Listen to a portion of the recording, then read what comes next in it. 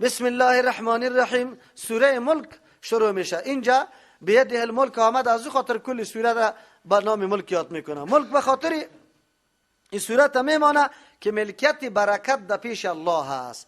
برکت میگه خیر کثیره، یک چیزی که دائم باقی میمانه او را برکت میگه. آلی یکی مبارک است، یکی مبارک است. مبارک کسی که برکت کننده است، او مبارک ده کسی که خیر کثیر انداخته شده باشه. مبارک الله تبارک و تعالی است، کسی دیگری نیست. موضوع امی صورت هم فقط بیان خصوصیت برکت به سوی الله است، یعنی برکت دهنده در هر چیز الله تبارک و تعالی است، کسی دیگه برکت انداخته نمیتونه. این سورت هم 77م سورت است که قبل سوره حاقه و بعد سوره طور نازل شده. سورت مکی است. ارتباطش قط ما قبل، در ما قبل الله حقوق انسان ذکر کرد، در اینجا الله حقوق الله را ذکر میکنه که به الله چه قسم عاجزی شوه و در موردش چه رقم عقیده را آدم داشته باشه. یا در ما قبل ذکر عذاب مشرکین الله تبارک و تعالی ذکر کرد امرای نجات دو زن.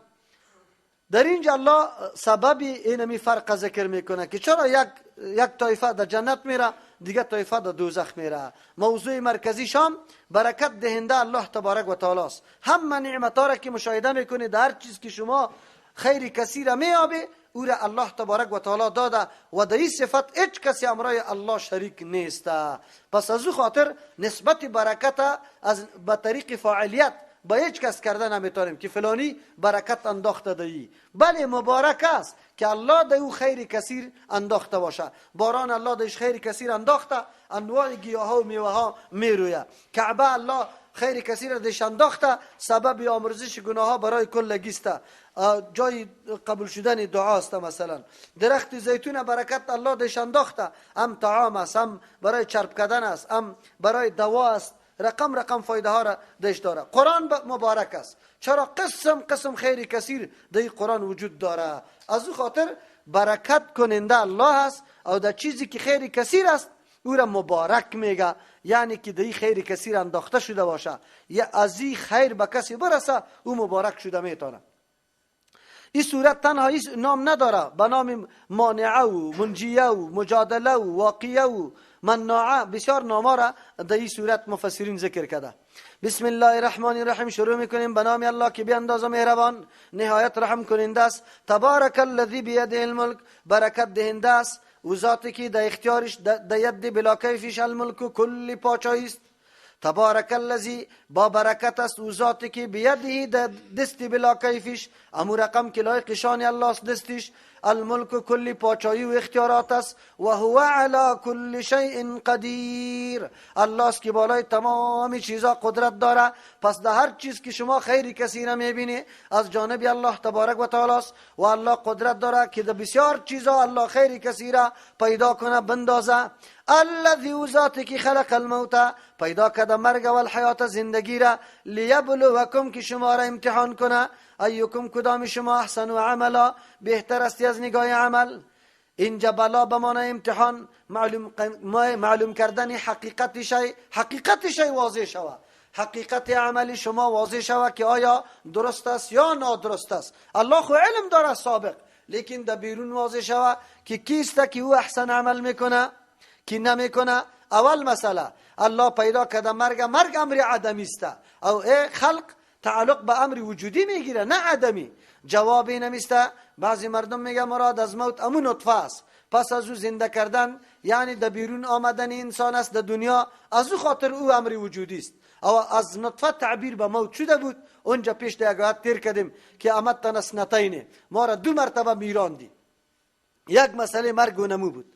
دوم توجه، مرگ امر عدمی نیست بلکه انتقال است از یک حالت به حالت دیگه.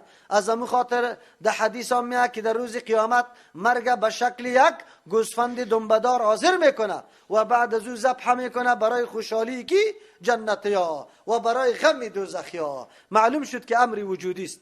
مرگ سبب از بین رفتن خود انسان نیست. این نظر مادیات پرست است، این مردمای دهری است که میگه اینمی پیدا شدیم پس خاک میشیم و گیاواره. این گپ غلط است. این مرگ امری وجودی است.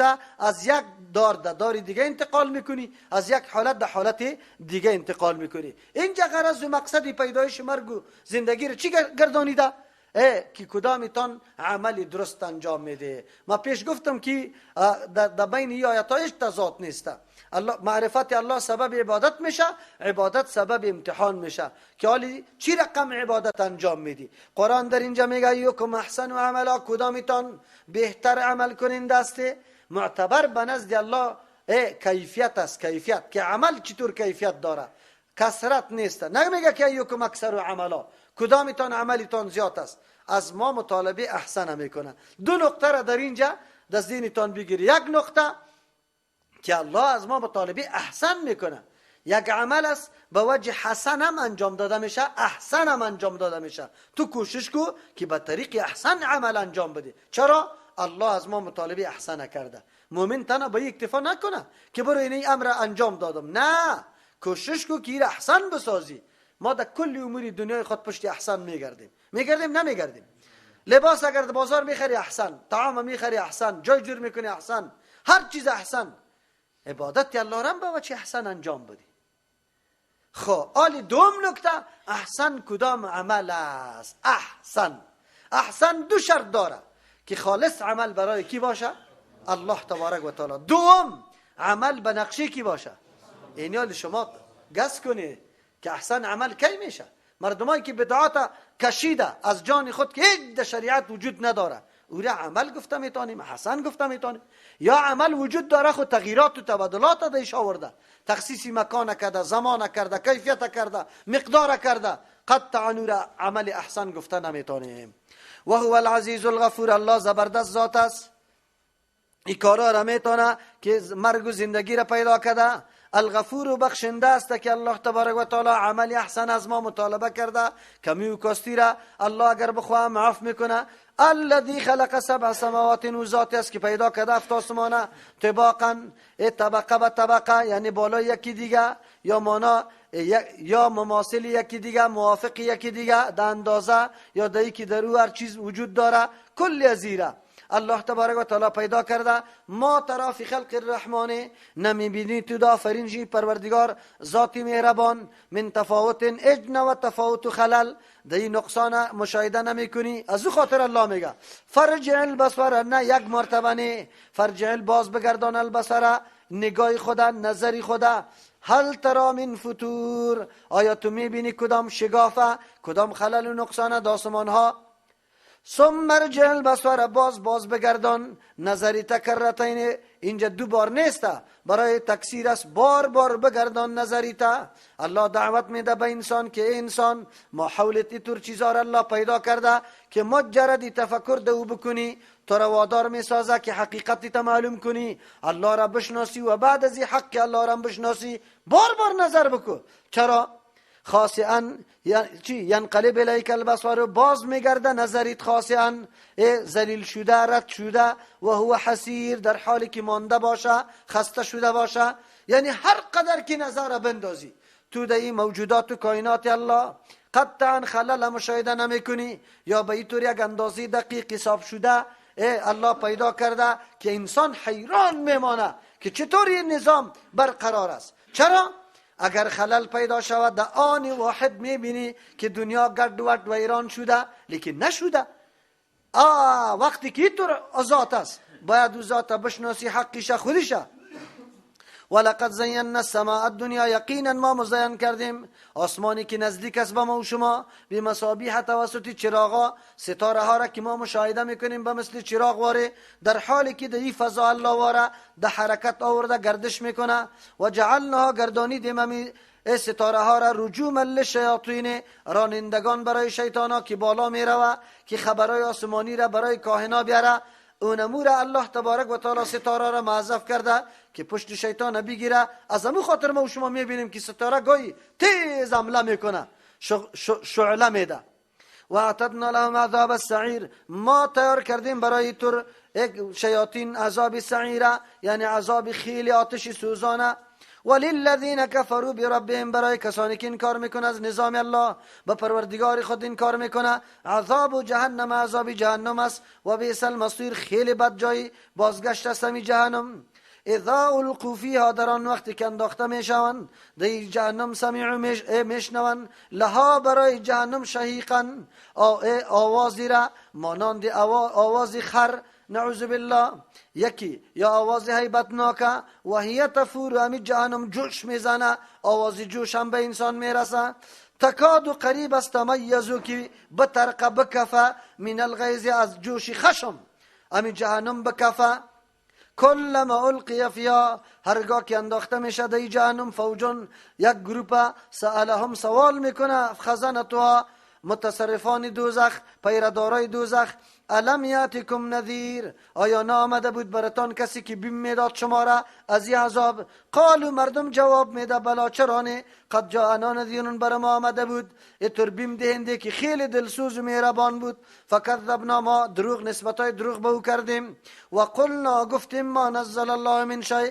الله هیچ چیزی را روان نکرده ان انتم الا فی ضلال می گفتیم به او پیغمبرا که شما نیستیم مگر گمراه هستی ای کبیرون بسیار بزرگ گمراه هستی گپای را بر ما میگه که عقل ما نمیپذیره و قالوا لو كنا نسمع میگویند در اونجا که اگر ما می بودیم که میشنیدیم گپ از کسی دیگه او نعقلو یا خودی ما میفهمیدیم ما كنا فی اصحاب السعیر ما نمی بودیم در آتش خیلی سوزان قطعا نمی بودیم قرآن بر ما واضح میکنه که اصل عامل تمامی بدبختی ها ضایع کردن همون قابلیت ها و استعداد هسته الله که کدام چیزایی را بر ما داده برای هدایت ما باید استفاده درست شوه لیکن استفاده درست نشوه انجام در این سرحد میرسه بله انسانی است که خود میدانه الله برش بصیرت داده یا است که خود نمیدانه خود گوش به دیگه میمانه که او چی برم میگه ولی با تاسف امروز مردم هست که نه خود قرآن میدانه نه در قرآن دیگران میشینه از کجا رای حق پیدا بکنه ان الذين يخشون ربهم یقینا کسانی که میترسن از پروردگار خود یعنی فاعترفوا بذنبهم اقرار و اعتراف کردن به گناه خود فسحقا لاصحاب السعیر دوری باد برای اصحابی که برای کسایی که ملازمین آتش است از رحمت الله تبارک و تعالی دور باشه دوری باد چرا خود از رحمت الله دور کرد قرآن رحمت الله بود دعوت دین رحمت الله بود یا دور خود نگاه کردن اونجا باز اعتراف میکنن ان الذين يخشون ربهم یقینا کسانی که میترسن از پروردگارشان ترسی رقم که عظمت و بزرگی الله در قلبشان وجود داره میترسه که الله چی رقم ما سبقت ما میکنه بالغیب در حالی که الله را ندیده لهم مغفرتون بری طور مردم بخشش است و اجر کبیر پاداش خیلی بزرگ است بخشش به خاطری است که ترس داشت که من مبادا الله مرا بگیره اجر کبیر به خاطری بود که کلی اعمال انجام داده و سر قولکم شما بپوشانه گفتارایتان او جهرو یا ظاهر کنه بهی بی قولتان انه علیم بذات الصدور با الله کل برابر است چرا که او علیم است داناست با آن چیزی که به صاحبای سینه یعنی هر چیزی که در سینه وجود داره نیت اراده عقیده کلش الله میدانه الا یعلم من خلق الا یعلم آیا نمیدانه چرا شما رو آورده طرف غیر الله آوازا میده یا پیر صاحب یا فلان صاحب آیا نمیدانه الله من خلق کسایی را که پیدا کرده از او خبر نداره که پیدا کرده و هو اللطیف الله خود داننده اسرار است الخبیر کل حالتا و مشکلاتا و واجتا را مکمل آگاهی داره پس چرا شما آواز میده اینجا ای ورقه ببینه نادی علیان مظهر العجایب آواز بده به علی که آثار قدرت عجیبه الله دو است تجده میابی عونا لک کمک کننده برای تو فی النوایب در سختی ها و تکلیف ها و حوادث کل هم و غم سینجلی تمام غما رنجا کلش همیطور کشف میشه دور میشه به نبوت که یا محمد رسول الله با پیغمبری تو به ولایت که یا علی یا علی یا علی مظهر عجایب است عجیب مظهر عجایب است که عبدالرحمن ابن ملجم شهید میکنه شخص خبر نداره که مرا امروز میزنه مظهر عجایب است اولادای شهید میشه دشت کربلا اونجا آوازا داده بود یا نداده بود اگر نه تو سوال میکنم کسی که عقیده را داره از او سوال میکنم اگر آواز داده باشه خیر چرا نصرت نکرده معلوم شد که نصرت نمیتونه اگر نداده روانه بوده که نداده او بالکل متعین است که آواز حسین را در آنها به پدری خود نداده نداده آوازه، چرا که نارواست نادرست است، چرا آواز به الله میشه. قرآن بر ما این تنبیه میده ای مردم به دیگه طرف رو آورده مشکلات خدا یا حاجات خدا طلب داره. الا یعلم من خلق، آیا الله نمیدانه از آن چیزی که پیدا کرده همونطور گذاشته؟ نه، الله خو لطیف از کل اسرار، از ابتدا تا انتها هر انسان، پرنده و حوشت و یور، جمادات، هر چیز مرحله زندگیش در زیر نظر کی پیش میره؟ الله تبارک و تعالی. آلی در بند آقا صاحب ضرورت نیست که پیدا کرد الله این طفل بازالی بند آقا را طلب بکنه. الله لطیف و خبیر است. هو الذی، الله ذاتی است، جعل لكم الارض، که گردانیده برای شما زمین ذلولا منقاد و تابعدار، پست هموار، هر طرف حرکت میکنی، میکاری، زندگی میکنی، قصر جور میکنی. فمشو فی مناکبها، بروی در نواحی زمین. اشاره میکنه زمین به مثل یک حیوانی است که تو سرش سوار هستی، هر طرف که میگردانی میره. زمین واقعا کدام کارایی نیست که انسان در روی زمین انجام نمیده، زمین منقاد است. و کلوا بخوریم من رزقه، از رزق الله تبارک و تعالی. دیگه عجیب است، زمین الله برات گردانیده منقاد و پست که هر نوع فایده از پیش میگیری، از رزق و روزی الله استفاده میکنی. چه رقم خوب گپ است در پشتو که مو مطلع میکنه. چطور مطلع میکنه؟ نعوذ بالله، دور از قرآن و مسجد، ډوډۍ دماغ خوري ټوټه ورسلا خانته کوي.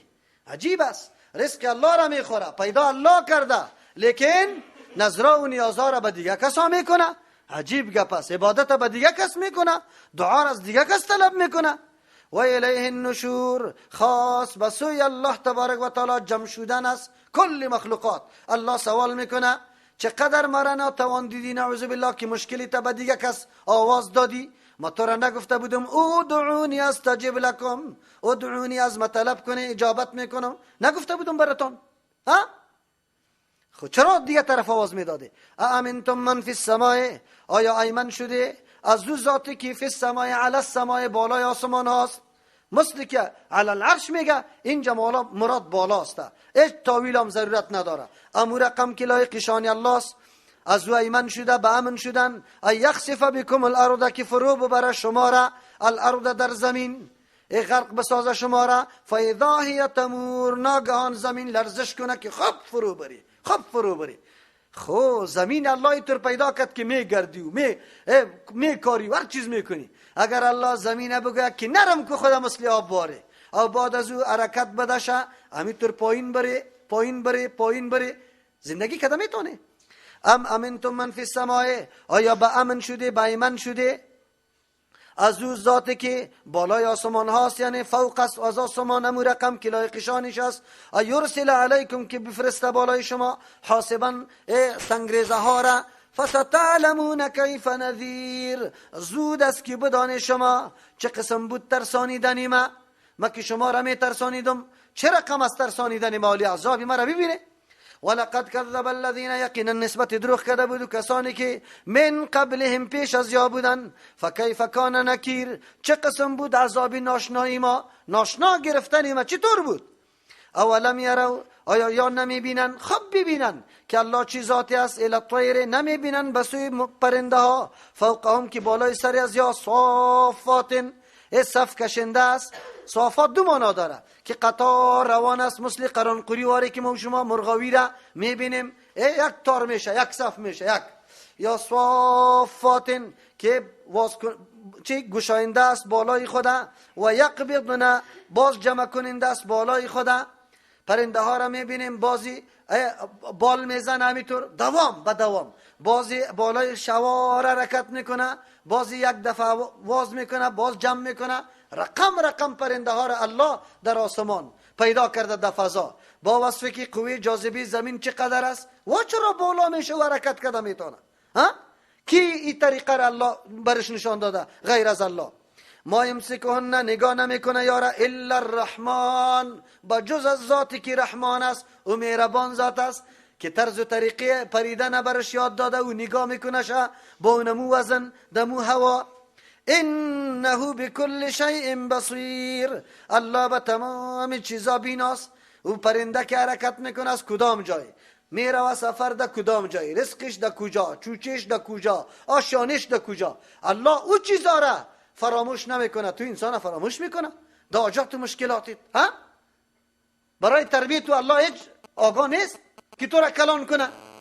قدیر از فلان آقا بیار، بند از فلان چیستا قبر بیار. عجیب. امن هذا الذی، کدام ذات است امی ذاتی که هو جند لکم، که او لشکر شما باشه، ینصرکم که نصرت که امداد شما را بکنه، من دون الرحمن بغیر از الله کسی است؟ ان الکافرون نیست کفار الا فی غرور، مگر در فریب قوی افتادن. فکر میکنن حساب کتاب نیست، اینمی خوردن نوشیدن خواب کردن حیوانات دیگه واره.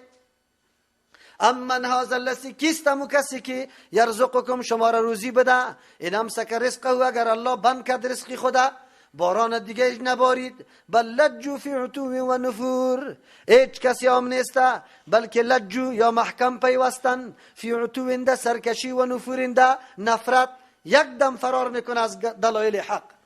افمن یمشی مکبا، آیا او چیزی که روان است مکبا افتاده علی وجهی بر روی خود، اهدا خیلی را یافته تر است امن یمشی، یا کسی که می رود سویا راست استاده، علی صراط مستقیم برای برابر. کافر به مثل کسی است که نه از چشم خود نه از اعضای خود کار نگرفته بلکه بر رو افتاده است، او نعوذ بالله بر رو افتاده است میره در جهنم، و مؤمن راست استاده است. کسایی که دلیل داره رای حق میپیماید، این به مثل شخصی است که بالکل راست استاده است او در راه درست روان است. یا آدم و او آدمی که در سینه حرکت میکنه با هم برابر است؟ نه. چرا؟ ای از اعضای خود کار گرفته و از اعضای خود کار نگرفته، او از پای خود کار نگرفته و ای از پای خود کار گرفته. الله برش داده. مؤمن از تمام نعمتایی که الله برش ارزانی کرده استفاده درست میکنه. کافر غلط کرده.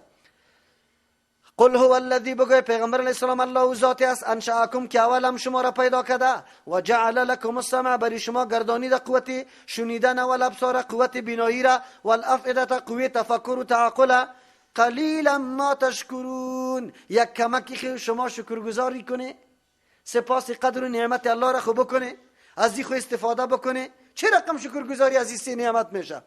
گوش بمانه برای حق، ببینه راه های حقایق، تفکر بکنه در امور حق، یک کمی خود شکر گزاری کنه.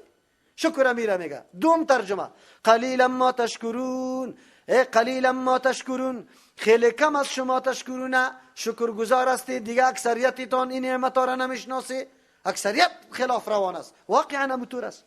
قل بگوی پیغمبر علیه السلام هو الذی، الله ذاتی است، زرعکم که پراگنده ساخته، تیت کده شما را در مختفل ارض، در روی زمین، در گوشه گوشه انسان ها آباد است، و الیه تحشرون، خاص بسوی الله جمع کرده می شوی باز در حساب و کتاب.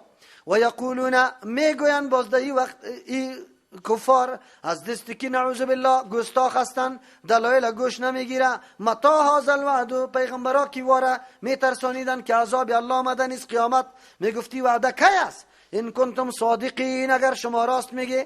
قل برش بگوی پیغمبر علیه السلام ما خو اختیاردار نیستم، ما پیغمبر هستم، الله نیستم، ما مشکل کشا نیستم، ما بنده هستم، محتاج هستم، ما علم محیط ندارم، بنده هستم. چرا؟ انما العلم عند الله، علم کلی از آمدن قیامت کدام ساعت کدام روز چه رقم، این بنزد الله تبارک و تعالی است. و انما انا نذیر مبین، ما دعوای عالم الغیبی را نکردیم، ما دعوای قیامت آوردن نکردیم که ما میارم، نیستم ما مگر بیم دهنده با کمال شفقت و دلسوزی، مبین و ناشکارا گپا و واقعیتا را براتان بیان میکنم.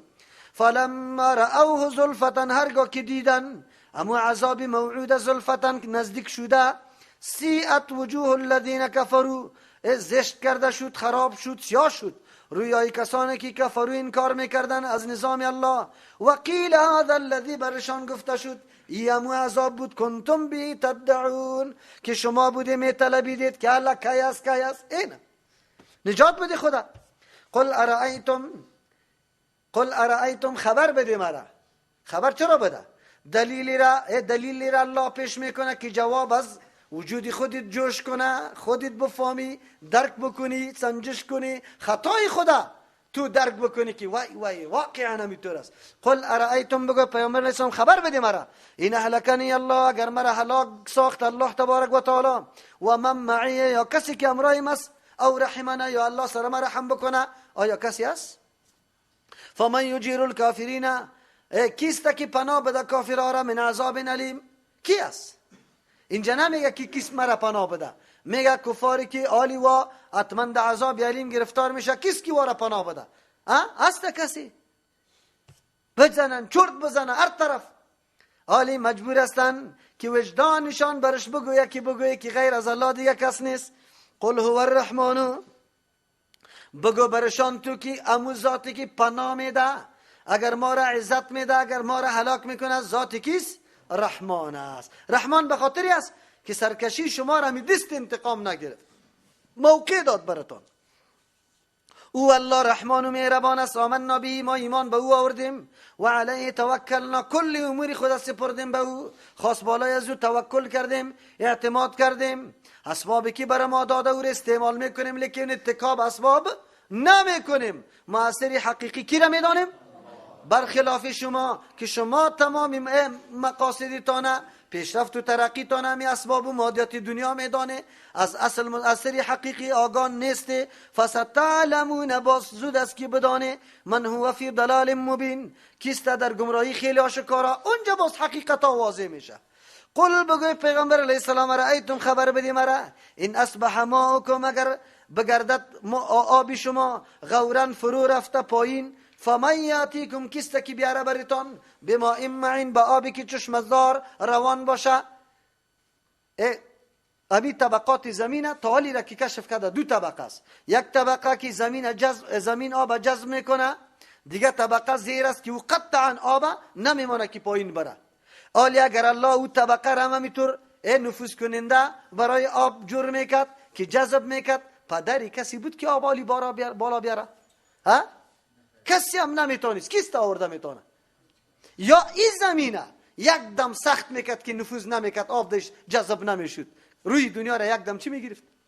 چه رقم زندگی میکردی؟ ده یک دلیل الله تبارک و تعالی اگر نظر بکنی انسان بالکل حقیقت آشنا میشه که بله همه قدرت در پیش کیست؟ الله تبارک و تعالی. آبی که اصلی مرکز و مایه حیات برای چی هسته؟ برای کلگی است. سبحان ربک رب العزت عما یصفون و سلام علی المرسلین والحمد لله رب العالمین.